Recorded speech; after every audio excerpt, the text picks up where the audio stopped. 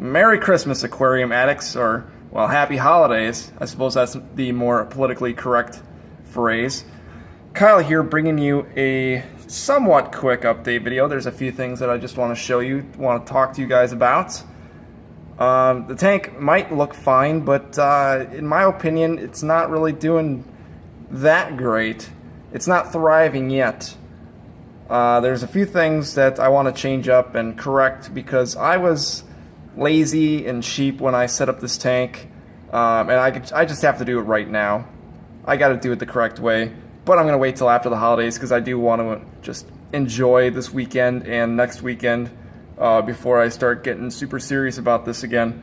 Couple problems. One, I do have a pH problem, and that's partially because my KH is 0, which means that there's really no buffer for this water. And I'm also using an inert substrate. I'm just using plain gravel, which means that it's not doing anything to the water. It's not buffering the pH. So I want to go ahead and pick up a couple bags of, I don't know, maybe Fluval Stratum. ADA also has some pH buffering stuff. I mean, there's a couple of different companies that make substrates that have shrimp-specific substrates, which do buffer the pH in the, I don't know, a little bit more acidic range. Because right now my pH is just way up. It is not just in the 8s, it's like in the mid to upper 8s. Not great whatsoever. So, you know, one thing about this hobby is that you have to be consistent. Your parameters should stay relatively consistent, but if they're consistently bad, that just ain't great. You know, your livestock aren't going to thrive. I mean, maybe the plants will do okay, but especially with shrimp, if the pH is high, they're just not going to reproduce. They're going to start dying off slowly. I've only seen a couple pass away, but you know, it's just frustrating when they're dying and not reproducing. You know, you want the colony to grow, not to shrink. So there's that. So probably after the holidays, I'll go ahead and switch out the substrate. But I'm also thinking of just completely redoing this tank, starting over from scratch, sterilizing everything. You know, just putting the shrimp in my 3-gallon cube temporarily, recycling the tank and whatnot, because I'm an idiot and I did not boil my cholla wood or cola wood or whatever you want to call it wood before putting it in this tank, which means, of course, I picked up something. Of course, seed shrimp. Seed shrimp are pretty harmless. You know, they're not going to pose any sort of threat. Maybe in huge numbers, but you know, as long as you're doing water changes once every couple weeks and you're siphoning or gravel vacuuming or whatever, you know, you're picking them out of the tank basically, and it's not really that big of a problem. They're just mostly unsightly, but I'm a little bit OCD like that, and I would love for them to be completely gone. You know, kill them with fire.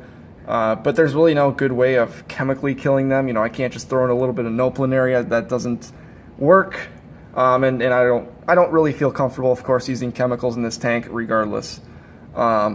You know, I don't believe that the solution is chemicals. I believe that there's always got to be some other way of doing this without potentially harming your livestock, especially with shrimp being a little bit more sensitive.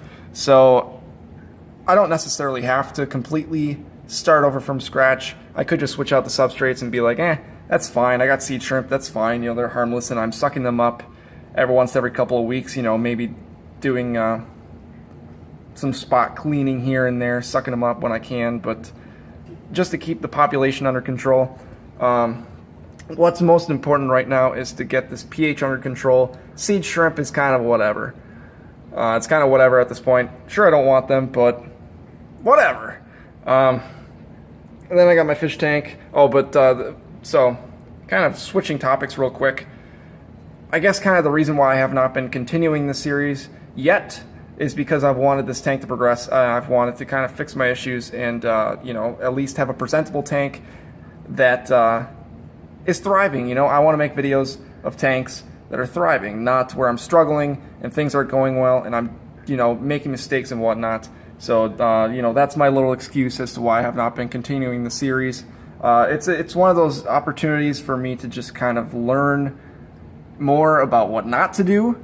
You know, and even though I have known to you know, disinfect things and boil things and whatnot, this is just one of those lessons where, yes, I really should have done that. I shouldn't have gotten lazy. So from here on out, I will be disinfecting things before I put them in any tanks of mine, because I don't want anything foreign in this tank, any sort of pests. So that's my little excuse as to why I have not really been making videos. I've been trying to get myself and my tanks under control. But this tank might not be doing as well as I've hoped, but this tank is doing a lot better than I could have imagined. In fact, I thought that the shrimp tank would have been doing much better than this tank, you know, at this point. But you know what? This tank has been doing pretty damn well. So my compact Amazon sword has been doing phenomenal, and I just love it. It is beautiful. It's going to continue to grow. I know it might grow upwards still, and it's going to grow outwards, and it's probably going to take up that corner at some point in the future, but for right now, it just looks gorgeous. My Crypt Wendy is also doing well. It's just doing well. I got nothing else to say about that. And my Valnana has been sending out runners. It started out as this one plant in the back right corner, and as you can see, there are a few runners going back through there. I might have to, at some point, start, you know, trimming those, replanting them, because I do want more back in this corner too. But yeah, that's been doing well. The Dwarf Sag has been doing a little bit better. It's coming back.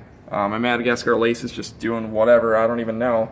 But I think that this tank is doing a little bit better now that I've been starting to be a little bit more consistent with ferts. And I started using a product, I suppose this is a little product placement, but I've been using a product called Thrive from, please forgive me, I'm going to botch this, but Nilocg, Nilocg.com. I'll have the link down in the description. If you're looking for aquarium fertilizers, either liquid or dry ferts, that's a great source.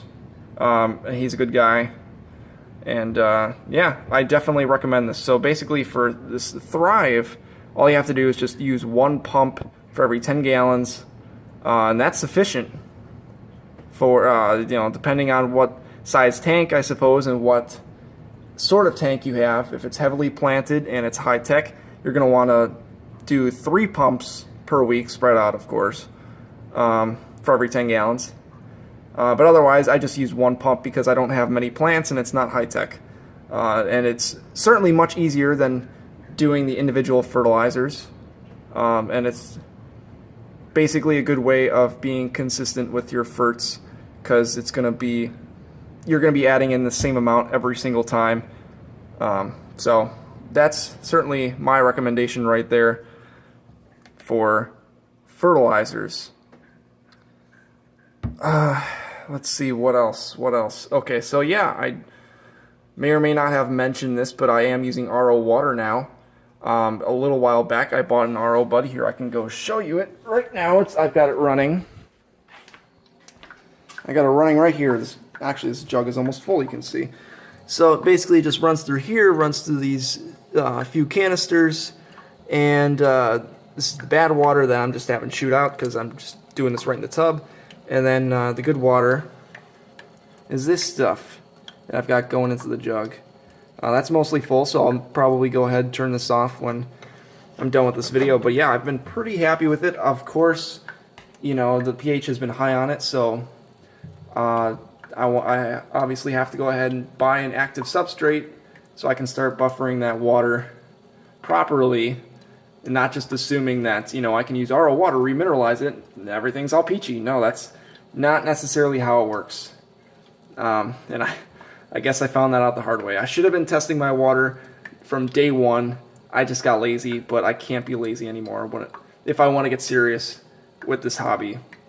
So that's my little lesson that I learned. Hopefully you guys learned from that too. I mean, I think it's easier to actually learn some of these things when you have gone through it, but hopefully you don't make the same mistakes that I did. It's not a fun lesson to learn.